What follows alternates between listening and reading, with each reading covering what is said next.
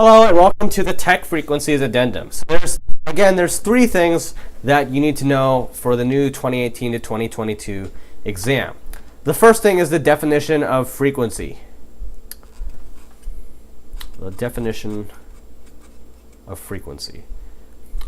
Now, I gave you a definition of frequency in the main video lecture, which I recorded back in 2017, and that definition still holds, but there's another definition that the ham radio exam also wants you to know. Frequency is also defined as the number of times per second that an alternating current makes a complete cycle. The number of times per second that an alternating current, or an AC current, I guess, I don't know, makes a complete cycle. And what exactly does this mean? Well, if you'll remember, radio waves and alternating current, really when they say alternating current, they really mean radio waves.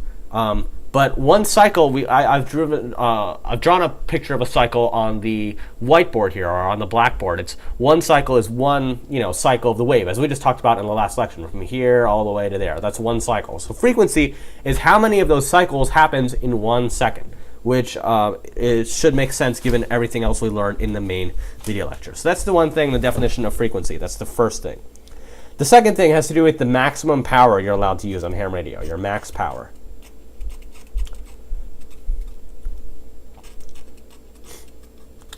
And this is specifically for technicians, I believe.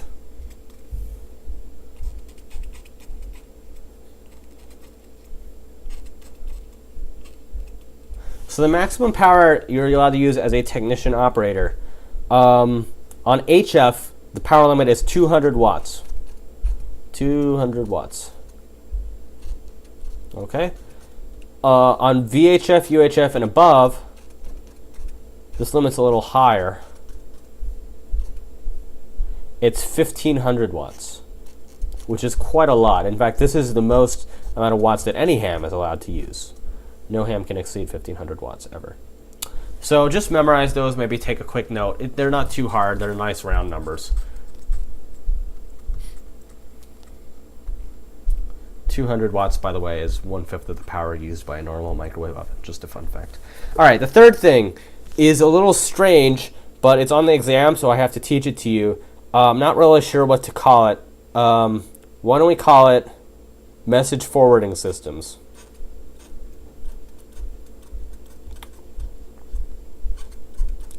Message forwarding systems. And this is a little technical, but I have to teach it. So in between 219 and 220 megahertz, there's only one type of mode that you're allowed to use. You can only use fixed digital message forwarding systems. So, or we could just write message forwarding systems to make it shorter. Excuse me.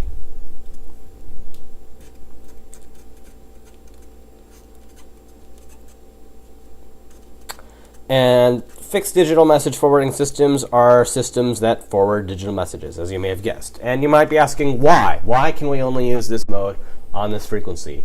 And this isn't actually important for the exam. I don't actually know. The Gordon West manual doesn't give any explanation for it either.